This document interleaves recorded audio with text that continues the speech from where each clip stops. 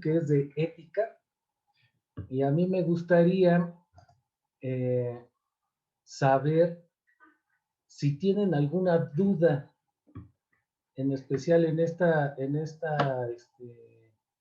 la segunda unidad, o todo quedó muy claro. Bueno, yo, doctor, me surgió una duda al realizar el caso. Sí. Por ejemplo, quedan, o sea, claros los conceptos de qué es una incapacidad, invalidez y cómo es bueno, teóricamente qué es la, este, la de cesantía, vejez y todos esos términos, ¿no? Pero, o sea, en la práctica, o sea, ¿cuál es la secuencia de un paciente o de un trabajador que sufre un riesgo de trabajo?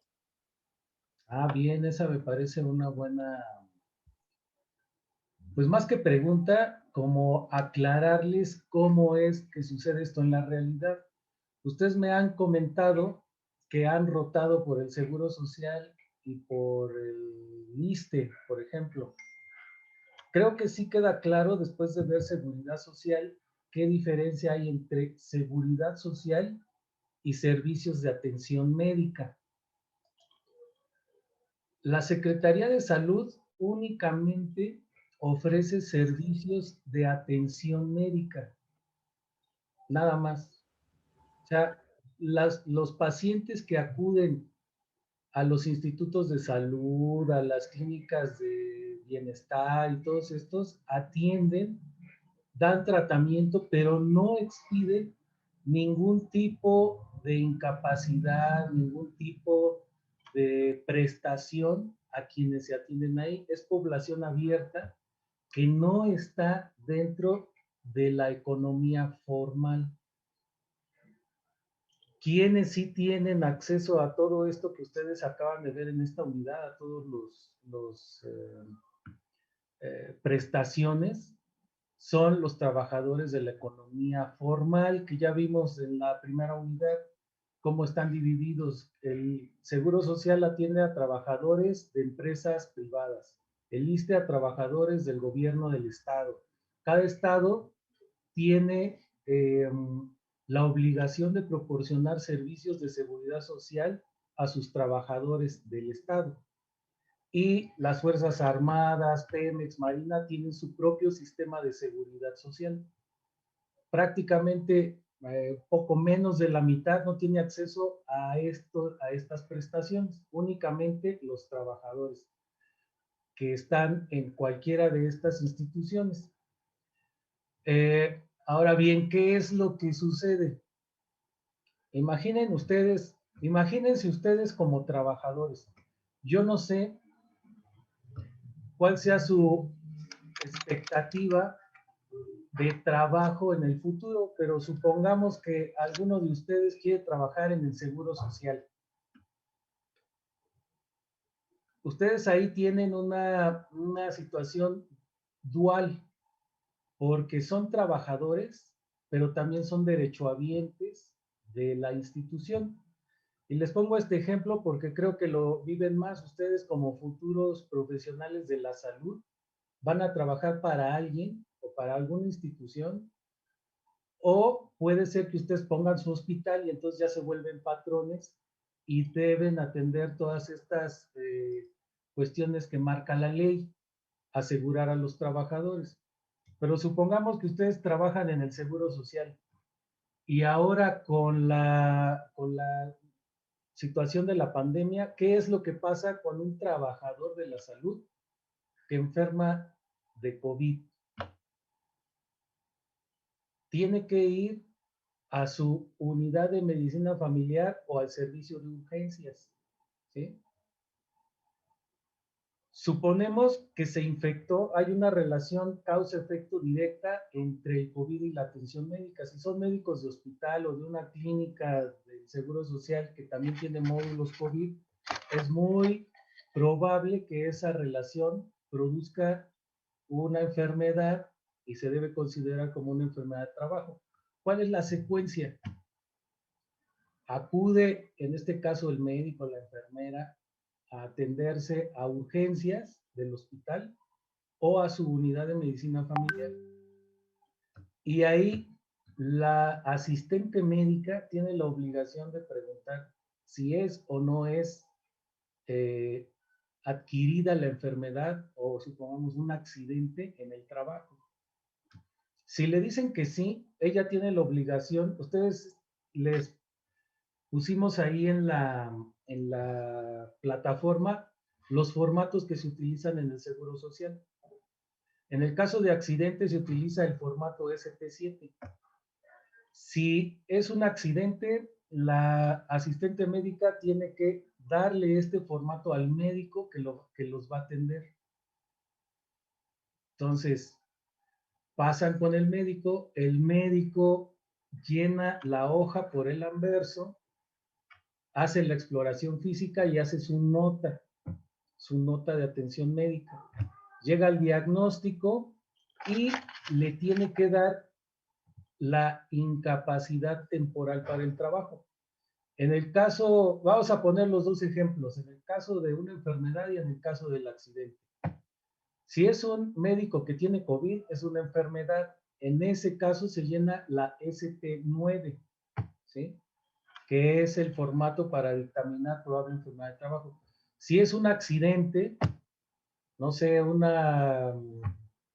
esguince de cuello, una fractura, un esguince de tobillo, se llena el formato ST7. En ambos casos, el médico tiene que llenar el formato, da su diagnóstico, describe la lesión, cómo le sucedió y le da la incapacidad temporal para el trabajo inicial.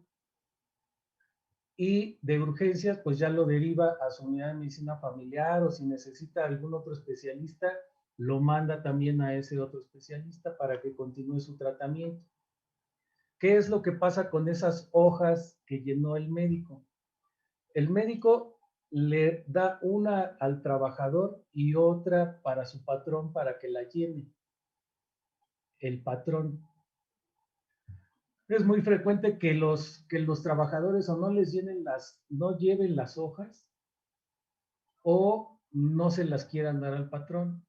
De todas formas, todos los días esas hojas que se llenan en urgencias o en atención médica continua, las tienen que enviar todos los días a la clínica, a la unidad de medicina familiar donde existe el servicio de medicina del trabajo.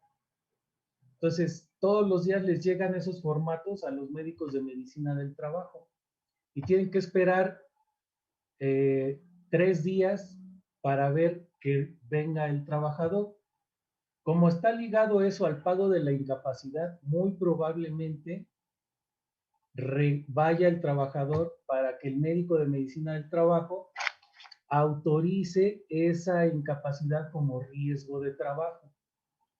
Entonces llega el trabajador a medicina del trabajo, saca su cita, el médico lo recibe, ve lo que escribió el médico de urgencias y la lesión que presenta y con base a eso dictamina en el reverso de la hoja si lo acepta o no como un riesgo de trabajo.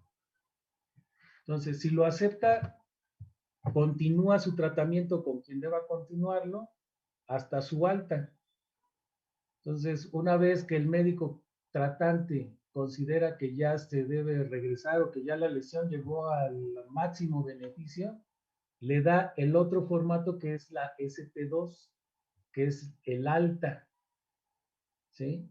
Hay un documento ahí que se llama alta por riesgo de trabajo. Entonces, el médico tratante le da eso y con eso ya se tiene que regresar a trabajar la persona. Si llegara a quedar alguna secuela del accidente o de la enfermedad, entonces el médico tratante, además de darle la hoja de alta, lo tiene que mandar a medicina del trabajo al paciente. ¿Para qué? Para evaluar la secuela. Entonces, nuevamente en medicina del trabajo, el trabajador ya con la secuela establecida pasa con el médico de medicina del trabajo y de acuerdo a la secuela, saca la Ley Federal del Trabajo, identifica la secuela y le aplica el porcentaje que ustedes vieron en el artículo 514 de la Ley Federal del Trabajo. Y ahí le asigna el porcentaje. ¿Sí? Entonces, esa incapacidad parcial permanente se vierte en el documento que ustedes tienen ahí, que se llama ST3, que es el dictamen de incapacidad permanente o de función por riesgo de trabajo. Entonces, ese formato lo llena el médico de medicina del trabajo para constatar que la secuela que tiene es producto del riesgo de trabajo y qué porcentaje se le asigna de evaluación de incapacidad permanente. Ya ese documento, ya para hechos prácticos del paciente, tiene que regresar a trabajar, pero al mismo tiempo se le envía a control de prestaciones en donde le van a pedir una serie de requisitos, su dirección, etcétera, para continuar el trámite de la incapacidad permanente. Ya es un trámite administrativo. Si el porcentaje es menor del 15%, en prestaciones económicas le dan una indemnización global, ¿sí? O sea, le juntan todo lo que le correspondería a 5 anualidades y se lo pagan. Si el porcentaje es del 16 al 49%, entonces le dan a escoger al trabajador si quiere una indemnización global o quiere una pensión vitalicia de por vida. Y el trabajador escoge. Hay algunos trabajadores que por el monto del porcentaje prefieren en un solo pago recibir esa indemnización. Y hay trabajadores que eligen una pensión de por vida con el porcentaje que le asignen. ¿Qué ventajas o qué desventajas tienen? Si elige una pensión vitalicia, eso puede ser que la indemnización sea de un monto bajo, pero va a conservar la atención médica de ella y de sus familiares durante toda la vida y hasta los términos que establece la ley. O sea, va a poder recibir atención médica, quirúrgica, farmacéutica, rehabilitación para siempre. Y los que tienen más del 50% o más de incapacidad permanente, ya no les preguntan, les dan una pensión vitalicia por default, ¿sí? Entonces, esa es la secuencia.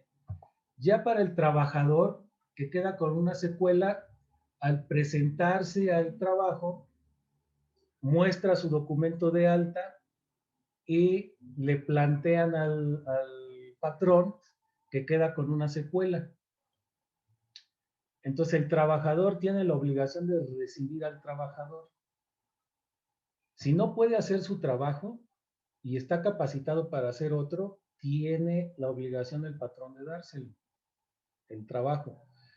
Pero si no lo puede hacer, entonces también le podría ofrecer otro, siempre y cuando esté establecido en el contrato colectivo de trabajo. ¿Sí?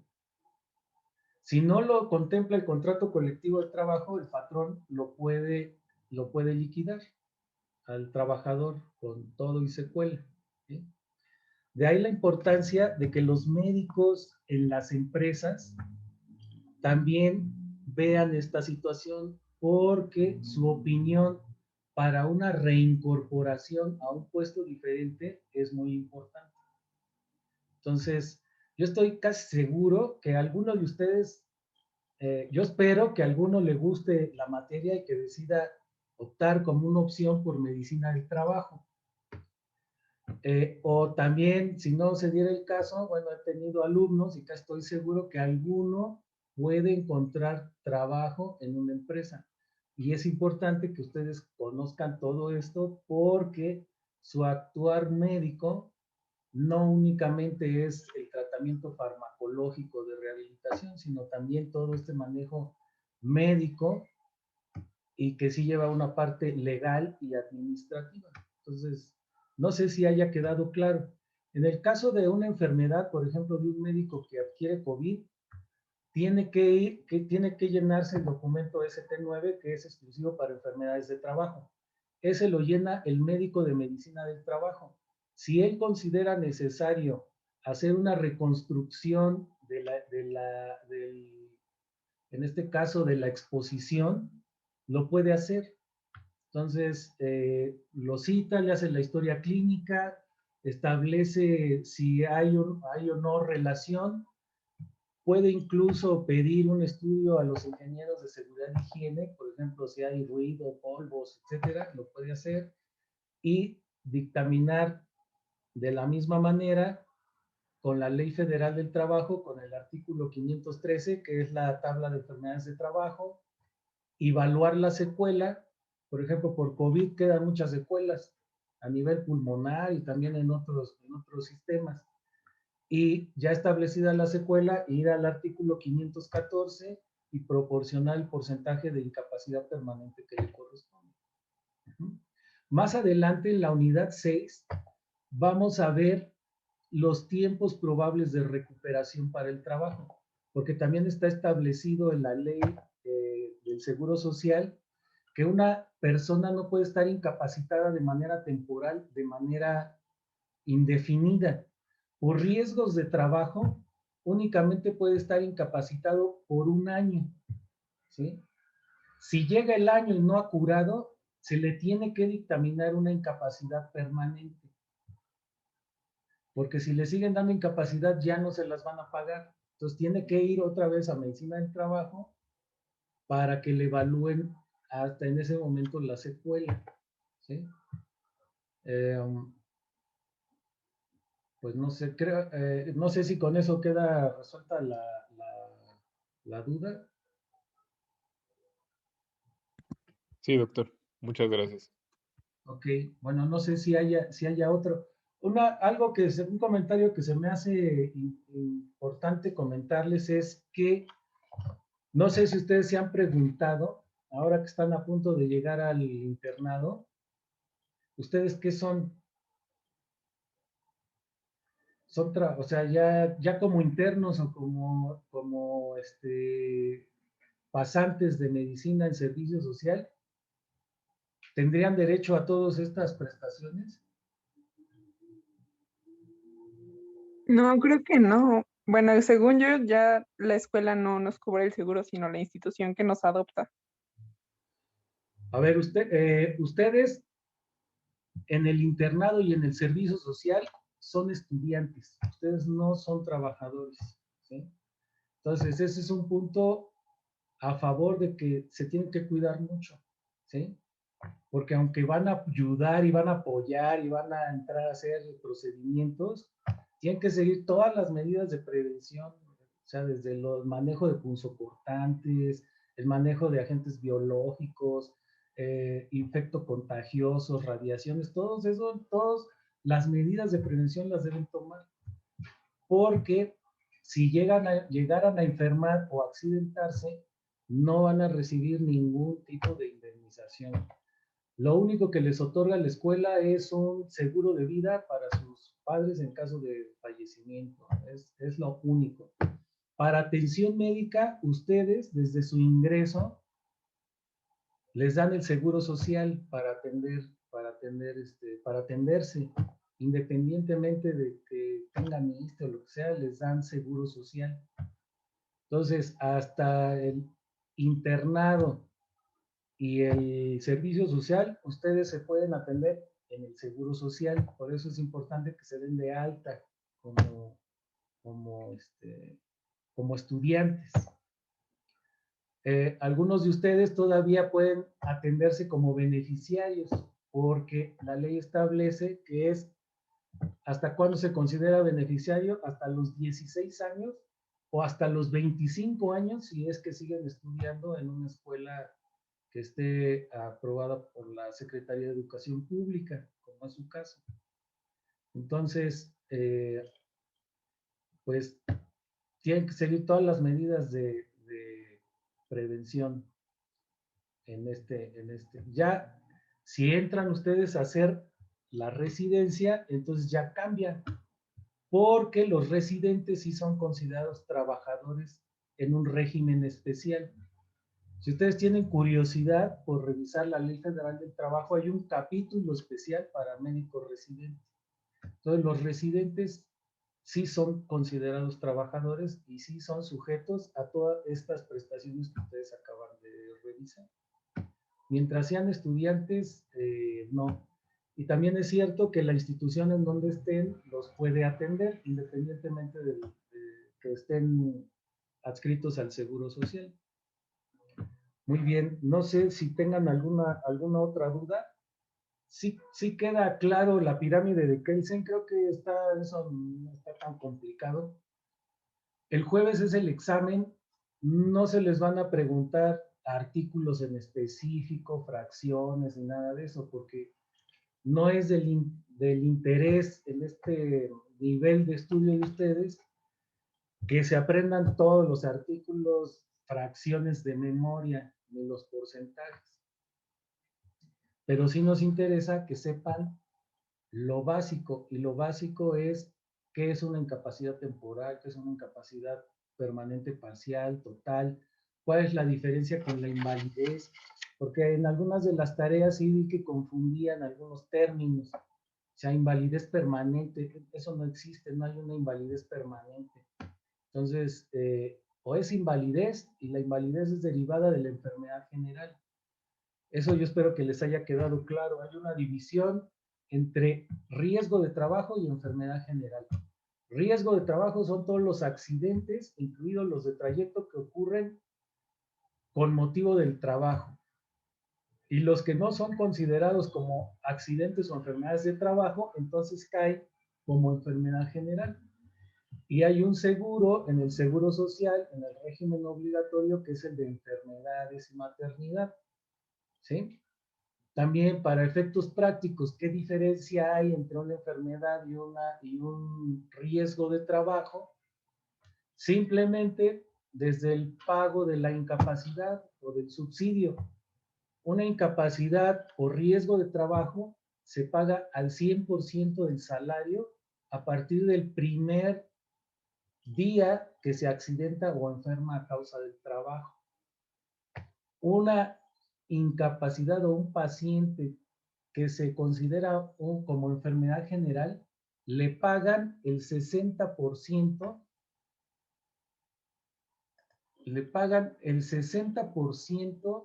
de su salario. Eso sí queda claro, ¿sí? Entonces, hay personas que como prestación por parte de la empresa les pagan el otro 40%, pero eso ya es, digamos, como prestación. A un trabajador normal le pagan el 60% de su salario como enfermedad general. Y bueno, ya las consecuencias, como la incapacidad permanente, depende el porcentaje de indemnización que establece la Ley Federal del Trabajo, que como les comenté, les escribí en los comentarios en la plataforma, equivale al porcentaje de déficit anatomo-funcional, pero también al porcentaje de indemnización de acuerdo al salario. Entonces, si a algún trabajador le dan una incapacidad parcial permanente del 25%, eso equivale a una indemnización del 25% de su salario, aproximadamente. Entonces, de eso trata. No sé si hasta aquí hay alguna duda o no. La Ley Federal del Trabajo y la del Seguro Social son complementarias. Entonces, porque y suplen. La Ley Federal del Trabajo, por ejemplo, establece que a partir de los 100 trabajadores debe establecer una enfermería a cargo de un médico. Entonces, les digo, cualquier médico general o especialista, pudiera trabajar en una empresa. Si tiene más de 300 trabajadores, dice la Ley Federal del Trabajo que debe construir un hospital. Bueno, en este caso, el Seguro Social suple esta situación para el patrón, porque es entonces el Seguro Social el que proporciona los hospitales, las clínicas y todo, ¿no? Al estar afiliados. Entonces, por eso, de ahí el régimen obligatorio que incluye los 5 seguros: riesgos de trabajo, enfermedades y maternidad, prestaciones sociales y económicas, vejez, cesantía en edad avanzada y prestaciones sociales. ¿Sí?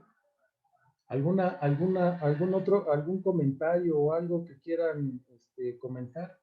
Entonces, de ahí, de eso último que dijo, o sea, es por lo cual Pemex tiene sus propios hospitales. Sí, Pemex tiene su propio sistema de seguridad social, pero todas, por ejemplo, para efectos de indemnización, utilizan la Ley Federal del Trabajo. Ajá. Aunque las reglas en algunos casos son diferentes. Por ejemplo, en el ISSSTE, una incapacidad por enfermedad general y una por riesgo de trabajo, la pagan igual. No, para ellos no hay diferencia. La cuestión aquí es los tiempos.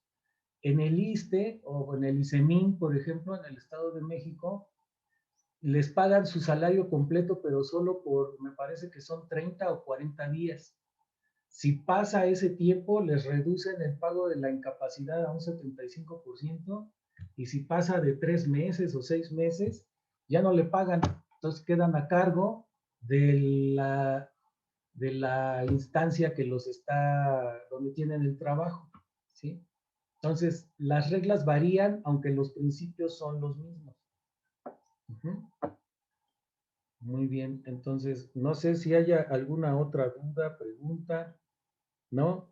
Sobre seguridad social, sí leen lo que les escribo en la plataforma, sí han tenido oportunidad de leerlo. Sí, doctor. Sí, doctor. Sí. Sí. Pues no sé, ahorita nos quedan 5 minutos. No sé si alguien tenga algún comentario, alguna pregunta, o ya con esto haya sido suficiente. Yo, doctor, Dígame. tuve duda en cuanto al ejercicio de sacar las semanas de cotización. Y o Sí. sea, eso a grandes rasgos, ¿en qué entra? Bueno, las semanas de cotización son en semanas de 7 días, ¿cuántas semanas trabaja la persona? Un año tiene 52 semanas. Entonces, de ahí, haciendo la conversión, así pueden sacar los días. En el ejemplo que se les puso en el caso clínico, se puso, acepté varias respuestas como correctas porque no se establecía si había formalidad en el empleo desde el principio. Entonces, hicieron algunos cálculos y, pues, considerando esto de que un año tiene 52 semanas y esta persona tenía, me parece que más de 25, casi 30 años, pues no es tan complicado sacar las semanas. Pero para efectos prácticos, porque también se da que los patrones dan de baja a los trabajadores y el trabajador no lo sabe. O incluso les aumentan el salario, pero no lo reportan al Seguro Social. Eso también puede el trabajador acudir a la subdelegación que le corresponda para pedir sus semanas de cotización, y ahí se las dan. Ahí les dicen, a ver, usted ha estado asegurado con tantos patrones y se le reconocen tantas semanas de cotización, porque con base en las semanas van reuniendo los derechos a obtener las prestaciones, como las diferentes pensiones que ustedes acaban de ver. No sé si quedó claro. ¿Sí? Sí, doctor, gracias. Muy bien. ¿Alguna otra, algo que les haya quedado duda? La utilidad de las tablas de enfermedades del trabajo e incapacidades, bien con un número, pero ¿el número sirve para registrarlo o cuál es la utilidad en sí de las tablas? A ver, las tablas tienen un número antes y esa es la fracción. O sea, ustedes van a artículo 513 o 514 y empieza desde el número 1, 2, 3 y hasta donde llegan. Esos números que están del lado izquierdo son las fracciones. En el caso de enfermedades de trabajo, nada más es la fracción, no sé, por inventar algo. Se considera enfermedad de trabajo en base a la fracción 10, que establece el diagnóstico tal. Y para cuestión de indemnización, se utiliza igual la fracción 351, que habla de hipoacusias, con el tanto porcentaje de incapacidad. Sí se debe anotar la fracción. Claro, eso no viene en el examen, ¿no? Pero sí es importante la fracción. Digamos, es como el diccionario para interpretar las tablas. Ok, gracias. Muy bien. ¿Alguna otra? Nos quedan 2 minutos. Bien. El examen es de opción múltiple, es el próximo jueves a las 6, igual como han hecho los cuestionarios dentro de la plataforma. Asegúrense que tengan ustedes una conectividad, digamos, estable, para que no lo padezcan tanto. Hasta el momento, pocos son los que han tenido algún problema para poder continuar, pero bueno, hasta el momento creo que en general todos van bien. Ya me imagino que sus jefes de grupo ya les pasaron sus calificaciones y lo único que me falta es que completen las tareas ya para cuando sea el examen el jueves, a más tardar el sábado ya tengamos las calificaciones. ¿Ok? Muy bien. Pues no sé, alguna otra cuestión, inquietud, ¿no? No, todo bien. No, doctor. Muy bien. Bueno, pues entonces nos queda menos de un minuto. Cuídense mucho. Seguimos en contacto. Cualquier duda, utilicen el foro de la plataforma, correo electrónico, o en estas sesiones que tenemos cada fin de unidad. ¿Les parece bien? Sí, doctor. Doctor. Gracias. Doctor, muchas gracias. Gracias, doctor. Gracias, doctor. Cuídense mucho. Hasta luego. Hasta luego. Igualmente, doctor. Hasta luego.